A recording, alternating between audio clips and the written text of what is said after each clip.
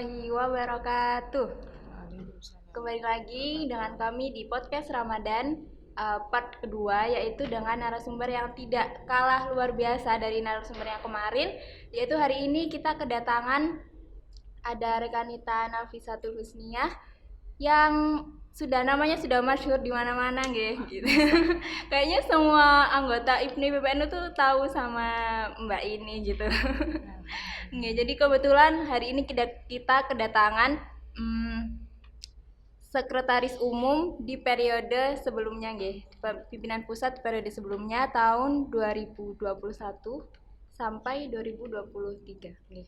2018 sampai 2021. Ya Allah. Oh iya. 2018 sampai 2021. Oh iya sih, sekarang sudah berpindah ya. Gitu. Jadi alhamdulillah hari ini kita kedatangan pemateri yang sangat luar biasa. Jadi selamat datang Mbak Nafis di PAJ IPNI PPN Unggurah. Selamat datang kembali di rumah guys. Saya juga baru tahu ternyata Mbak Nafis ini juga dari Unggurah ternyata.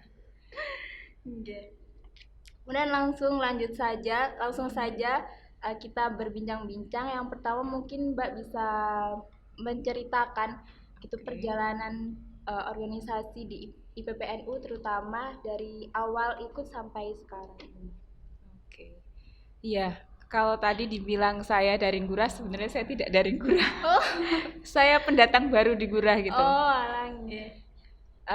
Saya pertama kali ikut PPNU di ranting IPPNU Kukuranti. Sebenarnya saya itu berangkatnya malah dari Rohis. Tahu Rohis ya? Jadi saya tuh awalnya aktivis Rohis, saya lebih kenal Rohis daripada IPNI PPNU. Sampai suatu saat ada turba dari PAC PPNU Gampeng Rejo waktu itu ke desa saya gitu. Di situ dikenalkanlah tentang IPNI PPNU gitu. Sebagai siswa SMA, saya merasa sangat penasaran gitu dengan organisasi IPNI PPNU. Dari situ kemudian saya mulai aktif, mulai diajak Makesta, ayo gitu kan, ikut Makesta. Dari situ juga saya baru kenal tentang Aswaja, An-Nahdliyah tuh kayak gimana, terus tentang NU tuh kayak gimana gitu. Sebagai anak Rohis yang istilahnya yang lebih dekat dengan keilmuan keislaman yang ala-ala sebelah gitu, terus kita dapat pengetahuan tentang NU, itu ada rasa penasaran terus gitu kan.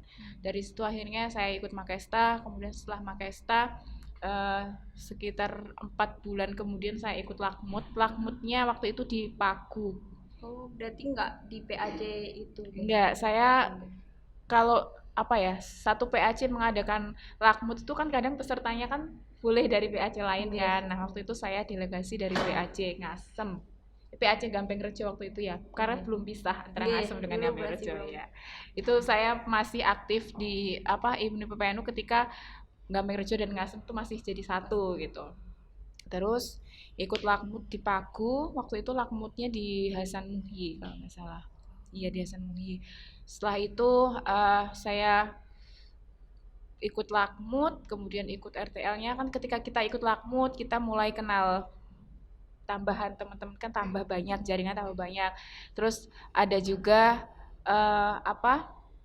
pemateri-pematerinya. Kan gini, kalau pakai satu pematerinya keren, Lakmut pematerinya tambah keren-keren gitu kan. Jadi itu kita tuh tambah terinspirasi gitu loh. Tambah jadi penasaran. Tambah kok keren juga ya, ternyata di IPNI PPNU kita belajar seperti ini gitu, belajar tentang kalau Lakmut kita sudah ngomongin tentang teknik persidangan, terus pendalaman juga tentang IPPNU itu apa, kan lebih dalam lagi gitu. Kenalan juga akhirnya lintas kecamatan gitu kan, karena ikut Lakmutnya di kecamatan lain. Terus habis itu karena semangatnya menggebu-gebu tadi ya, rasa ingin tahunya lumayan juga, akhirnya PC waktu itu mengadakan Diklat Tama. Oh iya, Diklat CBP. Iya, Diklat Tama tuh saya ikut juga walaupun nggak tahu itu arahnya kemana gitu kan. Pokoknya ikut aja gitu. Diklat Tama di Besowo Kepung. Oh, sana. Itu pengalaman yang nggak terlupakan sih. Itu saya pertama kali ikut CBP KPP. Habis itu karena dari Lakmut masuknya ke Diklat Tama, akhirnya saya jadi anggota KPP. Oh, KPP ya. Jadi padahal di Klatama itu setaranya Makesta ya. Iya, lebih tinggi Lakmut lah istilahnya gitu. Tapi malah jadi anggota KPP gitu. Jadi kayak ada kegiatan di mana gitu ikut. Terus setelah itu gitu, karena di Diklatama juga ketemu pemateri-pemateri yang keren, materi Aswaja juga waktu itu saya ngasih pertanyaan juga ke materi, terus kayak dapat buku gitu kan, tambah termotivasi lagi gitu. Terus akhirnya pokoknya setiap kegiatan itu ikut, misalkan PC ngadain lomba, terus nyari peserta, itu saya juga nyariin gitu pesertanya dari mana-mana. Habis itu PC ngadain lagi nih pengkaderan, namanya waktu itu Training of Trainer, kalau sekarang Latpel. Iya. Ya, Training of Trainer se-Kabupaten Kediri. Saya diminta mewakili PAC IPPNU Gampeng Rejo lagi gitu kan. Nah, di situ pesertanya tambah lebih banyak, tambah lintas kecamatan lagi. Terus narasumbernya tambah keren-keren lagi. Mungkin kalau yang apa ya, yang mungkin Samin kenal kayak misalkan Pak Yusuf Darmanto, tahu ya. Tahu. Terus ada Pak Ahmad Munir Khan. Iya. Kemudian Pak Fadil, itu menurut saya orang-orang yang keren sih. Karena kerennya tuh karena saya masih inget terus gitu sampai sekarang tentang apa yang terkenang gitu. Terkenang banget, dan alhamdulillah juga silaturahimnya sampai sekarang masih nyambung gitu, karena saya juga menganggap beliau-beliau itu termasuk senior-senior yang ikut mengkader saya gitu. Jadi bahkan beberapa hal juga kadang saya bertanya gitu ke beliau. Terus dari situ waktu itu saya setelah aktif ikut Latpel, akhirnya ke KPP-an tadi, yang awalnya aktif di KPP, sekarang ganti lagi aktifnya di fasilitator Lakmut, fasilitator Makesta kayak gitu. Jadi kembali ke itu lagi. Terus kemudian PC waktu itu mengadakan reshuffle kepengurusan gitu. Saya waktu itu SMA sudah kelas 12 kalau nggak salah. SMA kelas 12, kemudian di reshuffle kepengurusan itulah saya masuk ke kepengurusan PC di Departemen Jaringan Informasi dan Komunikasi gitu. Jadi saya yang awalnya rohis gitu 1 tahun sebelumnya, 1 tahun kemudian saya sudah jadi pengurus PC gitu. Berarti jangka waktunya tuh enggak lama ya, cuman 1 tahun dari awal. Pokoknya saya mulai kenal PPNU itu 2011. 2012 saya kemudian masuk struktur PC di reshuffle-an. Kebetulan juga menurut saya alumni TOT waktu itu tuh banyak menghasilkan kader-kader yang luar biasa gitu. Yang alumninya itu kebanyakan kayak Mbak Afifah, Mbak Maria Ulfah, Mbak Nurwedia Devi, Pak Naim, Alvan, itu semua kan jadi punggawa-punggawanya PC Kabupaten Kediri kan. Nah, tapi waktu itu saya harus kuliah ke Surabaya. Gitu. Itu kayak salah satu alasan gitu. Maksudnya kayak awalnya rajin di PAC misalkan, tiba-tiba kuliah di luar kota kan langsung kayak hilang gitu. Iya, saya kadang juga merasa bersalah gitu sama teman-teman di daerah, terutama di PAC ya gitu. Kan kadang kita kalau pada akhirnya menghilang kenapa datang gitu ya. Iya benar. Gimana, ada yang baper. Tapi kenyataannya itulah yang terjadi gitu.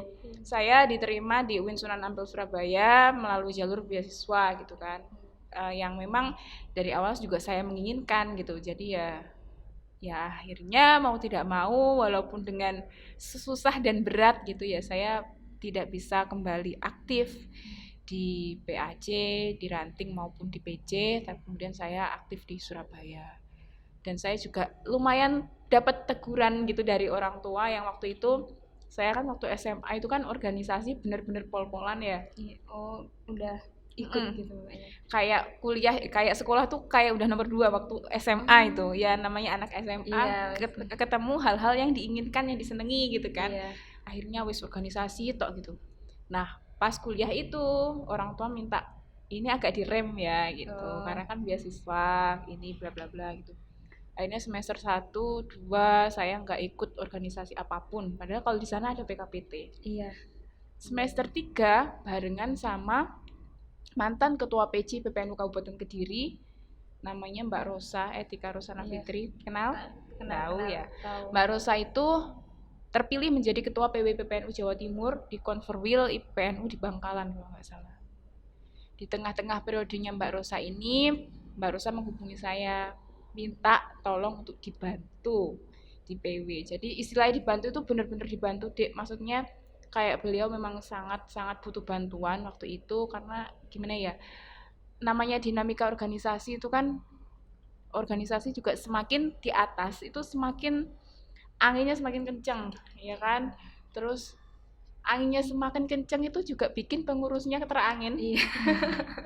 Akhirnya ya yang aktif itu aja gitu, istilahnya bantu-bantu, sampai kadang kan kita tuh justru lebih butuh orang yang mau nganter surat kemana-mana daripada orang yang hanya usul di rapat. Iya benar. Yang mau beraksi gitu. Relate ya. Iya sama.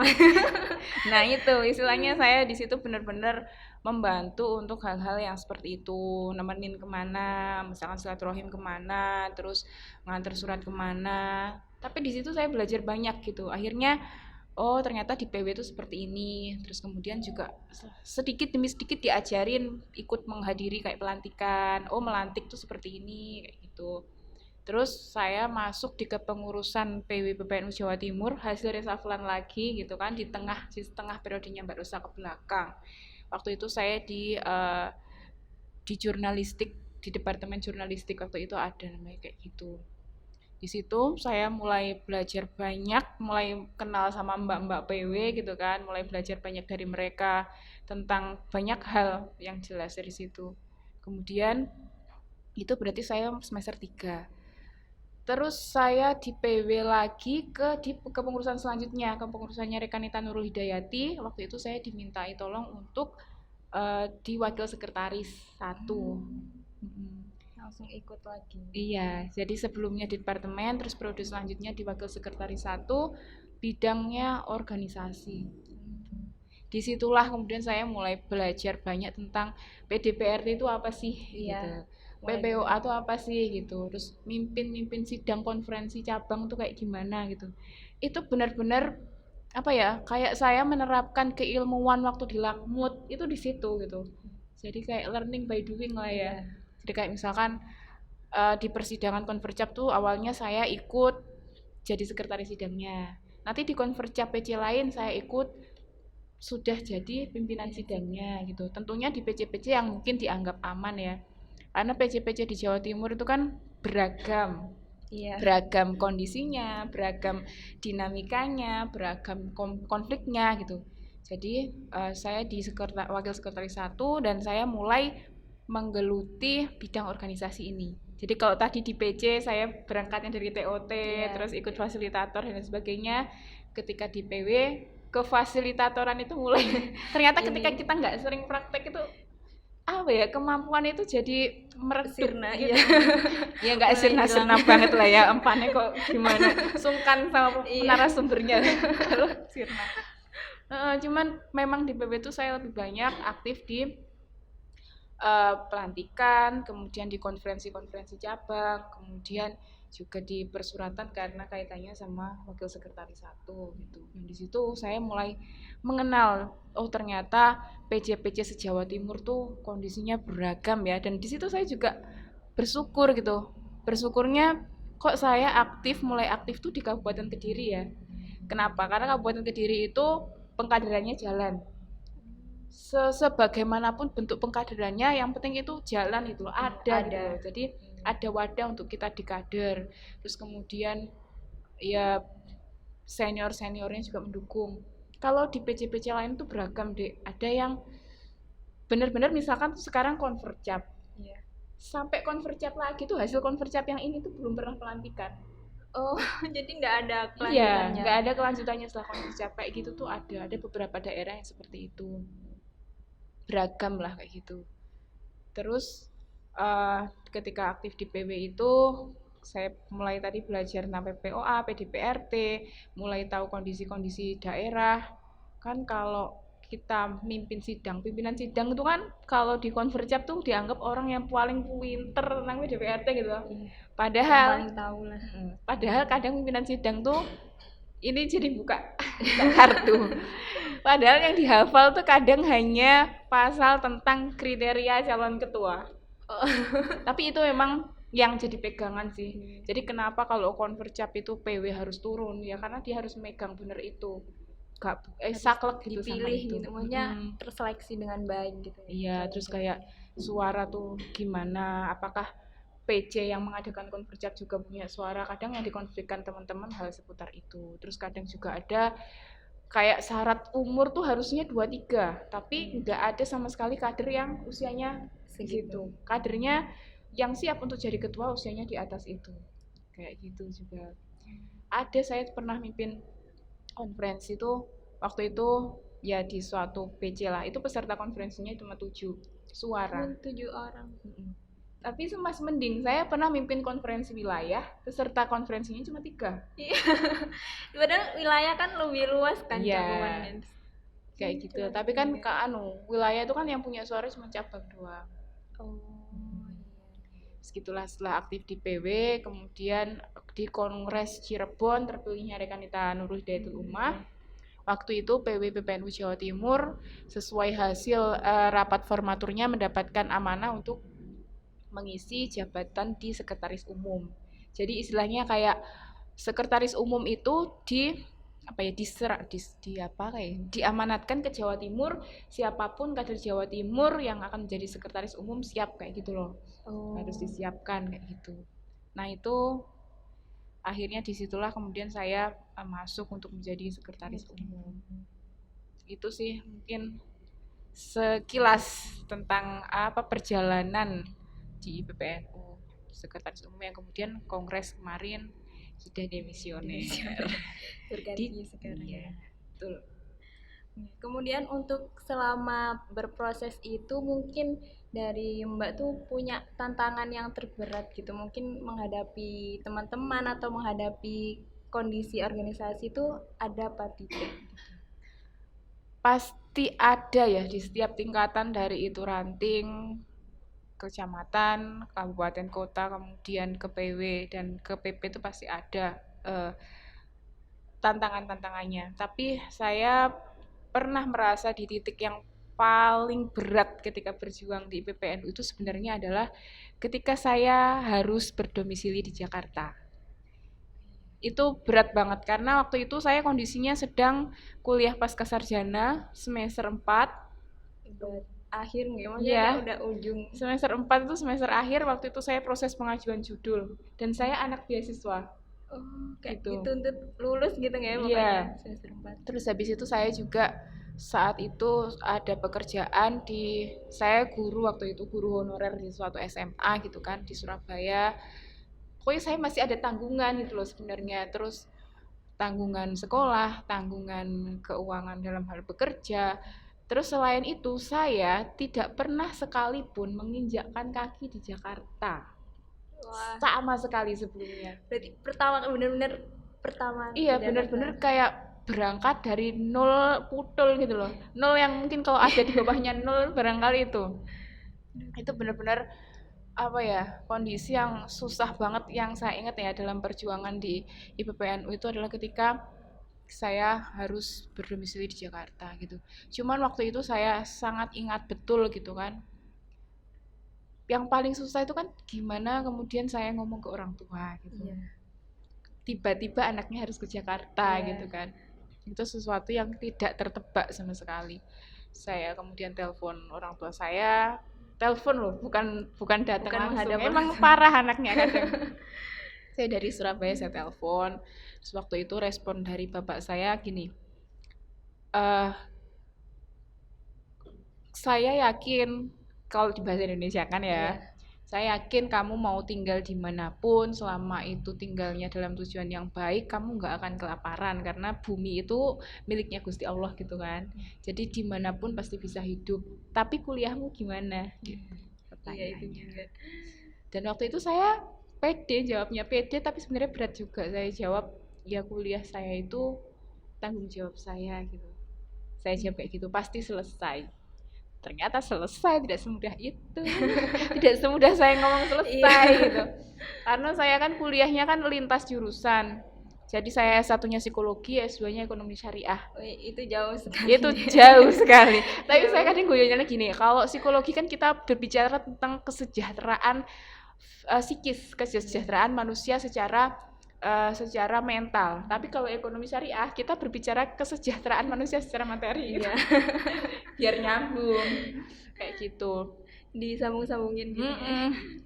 Jadi kayak saya kuliah masih ada tanggungan itu, kemudian saya untuk ke Jakarta juga belum ada keuangan yang pasti, saya di sana tidak ada kenalan sama sekali, saya baru datang ke sana. Pokoknya dengan segala keterbatasan yang saya punya, saya harus ke sana. Terus tapi kayak gini. Ya itu akhirnya saya memutuskan untuk mau, kan tentu melewati beragam proses ya, berusaha melewati jalur langit juga gitu kan untuk benar-benar bisa dimantepkan gitu. Tapi saya merasa ketika langkah kita insya Allah diridhoi gitu, apapun itu dilancarkan gitu, ada aja jalannya, walaupun awalnya memang tertatih-tatih dulu gitu, misalkan dalam hal pekerjaan, tapi ya ada jalannya. Ini apa ya, banyak lah pengalaman di sini gitu, jadi tapi mau nggak mau ini sedikit membuat kuliah saya terbengkalai sebentar gitu. 1 tahun tuh sebentar nggak sih? Nggak ya? Cukup.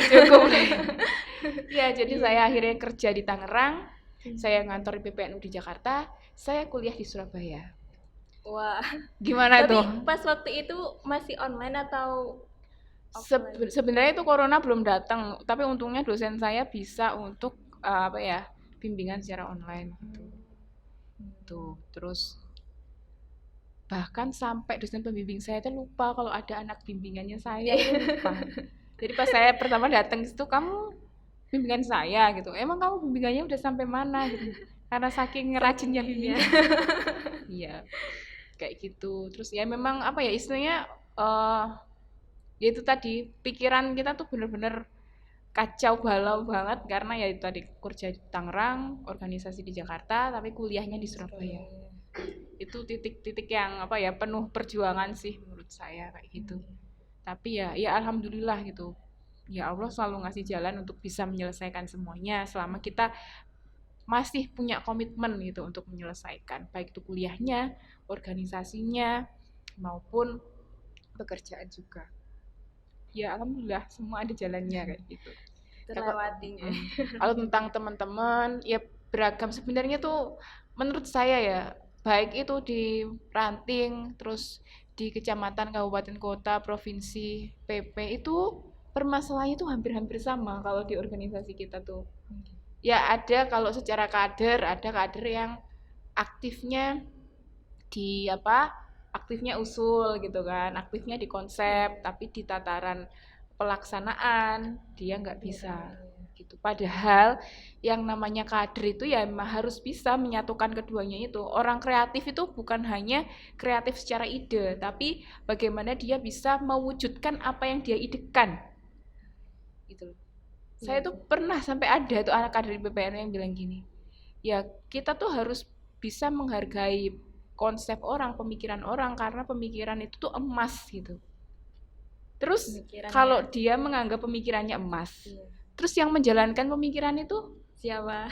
Iya, nggak bisa. Pemikiran tuh kalau hanya pemikiran ya pada akhirnya sampah juga kan, nggak ada yang menjalankan gitu. Makanya saya dapat kata-kata itu memang dari salah satu vokalisnya Project Pop waktu itu. Yang namanya kreatif itu tidak hanya ide, tapi bagaimana bisa menjadikan ide itu nyata gitu. Jadi istilahnya bullshit sama yang ngomong tok gitu kalau di organisasi. Ini harus diterapkan ini. Harus diputar berkali-kali. Iya benar tuh. Iya toh, iya. Sama di kita juga kebanyakan juga seperti itu. Maksudnya perlahan pun juga ada yang mulai menghilang gitu. Kan mesti kan di awal-awal rame teman-temannya, tapi di akhir tiba-tiba nggak ada orang. Ghosting ya. Emang hanya orang-orang pilihan sih yang bisa aktif di sini. Udahlah yakin itu. Iya, Masya Allah. Terus dari tantangan-tantangan itu kemudian apa yang membuat Mbak itu bisa akhirnya kuat dan bertahan sampai akhir gitu? Ada dukungan dari siapa saja mungkin? Dukungan dari siapa ya? Gini, dulu itu kalau saya di PW itu, di kantor PW itu ada fotonya Kiai Haji Hasyim Asy'ari. besar gitu. Barangkali mungkin di sini juga perlu dipasang ya, karena Di situ ada kecil tapi ada di kecil pojok. di dalam kantor. Jadi mungkin kalau bisa foto pendiri PPNU itu yang mengingatkan kita terus kalau kita itu berjuang tuh harusnya kayak gimana sih gitu. Jadi memang sering banget banyak hal-hal yang terjadi yang kemudian membuat kita down, sampai ngapain sih aku kok sampai kayak gini, kayak ngapain gitu, enak-enak kuliah ngapain ngurusin kayak gini gitu kan, nambah-nambah pikiran, terus tambah musuh kadang. Nah tapi Mbak Hasim Hasari pernah menyampaikan bahwa sopo wonge yang mau ngurusi NU akan aku anggap santriku dan akan aku doakan husnul khotimah sampai anak turunnya. Itu yang saya jadikan pegangan. Jadi saya tuh kadang kalau pas pusing banget, pas banyak masalah itu, masalah organisasi ya, terus kemudian ngelihat foto itu tuh kayak gini, walah mbah angel ternyata jadi santri nih jenengan. Jadi saya bisa menyimpulkan gini, kenapa kok yang ngurus NU sampai dijanjikan didoakan sampai husnul khotimah sampai anak turunnya, karena memang sesusah itu. Seberat itu kita benar-benar diuji tentang kesabaran, benar-benar diuji tentang keikhlasan, yang mana sabar sama ikhlas itu ilmu yang benar-benar tingkat tinggi gitu. Nah, ya kan? Nggak semua orang bisa. Nah, ya kita itu ilmu yang memang kita harus belajar terus gitu.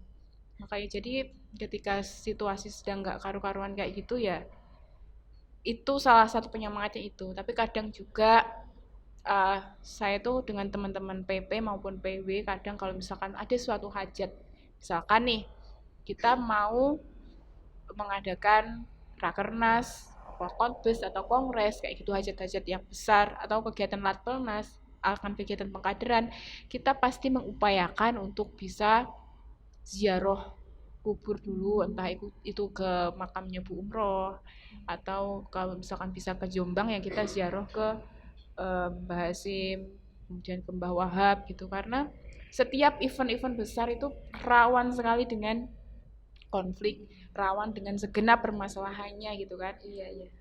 Nah itu jadi kita selalu sowan ke sana, kita istilahnya kita minta restunya semua dimudahkan kayak gitu. Termasuk ketika mungkin teman-teman kemarin tahu kongres PPNU itu beberapa kali mundur, perubahan ini, aduh itu yang di daerah pasti PP ngurus ngono tok gak iso. Tempat kongres saya berubah sampai berganti-ganti gitu kan, tanggal juga berganti-ganti. Ya gimana ya? Kalau yang di daerah seperti itu, yang di PP gak karu-karuan pusingnya itu. Padahal mereka enggak tahu apa yang sudah dikerjakan gitu ya. Iya. Di balik itu semua.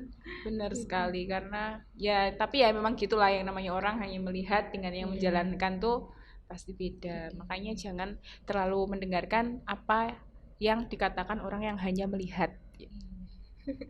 Netizen. Bisanya cuman komentar saja. Iya, jadi padahal ya segala upaya lah kita lakukan gitu kan. Termasuk kemarin juga ketika banyak hal lah kemudian yang mau tidak mau mengembalikan kita gitu kan. Pokoknya kalau wis pusing-pusing banget gitu pasti ingat sama pendiri gitu, ingat sama semangatnya beliau, terus ingat juga untuk minta doa restu beliau gitu. Istilahnya kalau kita niatnya memang baik ya mbuh piye dalane gitu kan. Ya pasti dimudahkan kayak gitu dengan proses seperti apapun. Dan yang namanya dinamika di setiap event, kegiatan itu pasti ada. Apalagi kalau misalkan di tingkat pusat itu kan kita sudah disatukan dengan teman-teman yang beragam karakter, sukunya, bukan hanya orang Jawa. Ada orang Kalimantan, ada orang Gorontalo, kemudian ada orang-orang dari Sulawesi yang notabene juga punya budaya yang berbeda, terus pemikiran yang berbeda. Itu benar-benar butuh butuh usaha gitu. Apalagi perempuan semua kan kalau PNU, yang mana perempuan itu ya wis gitulah ya gitu kan. Jadi setiap event itu ada aja bapernya gitu. Tapi ya nggak apa-apa, seru sih. Termasuk kemarin yang sempat terjadi di kongres itu. Ya arek-arek gitu. Ya cukup ini mengguncang juga dunia cukup mengundang. Iya. Kemudian terakhir nih Mbak, untuk pesan untuk semua anggota atau kader IPNU IPPNU yang hari ini sedang menonton. Udah terakhir ya? Iya. Ya Allah, alhamdulillah cepet ternyata. Atau saya ngomongnya terlalu cepet. Yang pasti untuk semua rekan dan rekanita IPNU PPNU, apapun posisi kita ketika di PPNU, yang paling penting adalah seberapa besar kontribusi kita, gitu. Jadi nggak harus jadi ketua. Saya pun tidak pernah sekalipun jadi ketua di PPNU, gitu. Karena memang ya ketua mungkin memang untuk orang-orang tertentu yang memiliki kapasitas itu dan ditakdirkan untuk itu, gitu. Terus untuk kita yang tidak ditakdirkan untuk itu, kita bisa melakukan banyak hal. Kita bisa berkontribusi apapun. Kita di departemen apa aja bisa, misalkan di departemen organisasi. Berarti ya kita aktifnya di hal-hal yang berkaitan dengan pengembangan organisasi gitu. Di departemen budaya dan olahraga, kita juga berusaha aktif di situ gitu. Yang namanya organisasi itu kan mungkin saya ibaratkan seperti sebuah mobil gitu kan. Sebuah mobil ada sopirnya, kemudian ada penumpangnya, ada bannya, ada spionnya. Kalau semua jadi sopir, nggak bisa. Kalau spion, tugasnya jadi spion, kemudian dia merasa sebenarnya saya tuh sebagai spion tuh bisa kok jadi sopir. Ya nggak bisa kayak gitu. Kan spion ademnya ke belakang. Nah makanya. Jadi di organisasi tuh semua punya tupoksi sendiri-sendiri, nggak ada yang lebih keren, nggak ada jabatan yang lebih keren. Semua sama, baik itu ketua, anggota tuh semua sama kayak gitu. Yang keren adalah yang menjalankan tugasnya, tanggung jawabnya dengan baik dan yang berkontribusi paling banyak. Kalau ketua tapi tidak berkontribusi apa-apa, ya percuma. Kadang ada juga kan ketua yang mungkin dia terpilih jadi ketua dengan beragam upayanya, tapi ketika jadi ketua malah organisasinya nggak jalan. Itu kan bukti bahwa di organisasi itu yang keren nggak selalu ketuanya, tapi semua bagian di organisasi itu penting dan keren gitu. Maka tunjukkan kontribusinya. Nggak usah takut untuk melakukan apapun di IPNU PPNU karena kita kan slogannya memang belajar, berjuang, dan bertakwa. Jadi belajar seakeh-akeh, salah nggak apa-apa. Gitu. Jadi justru kalau kita melakukan sesuatu kemudian salah, itu menunjukkan bahwa kita melakukan apa-apa. Karena orang yang tidak pernah salah berarti dia tidak pernah melakukan apa-apa. Iya. Insya Allah. Tergugah ini hati. Waduh. Saya jadi takut salah ngomong. Terima kasih untuk Mbak Nafis hari ini sudah mampir di PAJ IPNU PPNU Unggura. Terima kasih juga untuk pesannya yang menggugah hati kita semua hari ini. Semoga setelah ini yang nonton juga hatinya tergugah juga, kemudian juga memberikan kontribusi terbaiknya. Amin. Di IPNU PPNU. Terima kasih. Mohon maaf apabila selama saya memandu acara ada terdapat kesalahan, salah kata maupun salah perbuatan. Sekian dari saya. Sampai jumpa lagi di podcast Ramadan selanjutnya. Wassalamualaikum warahmatullahi wabarakatuh. Waalaikumsalam warahmatullahi wabarakatuh. Ini apa diminum?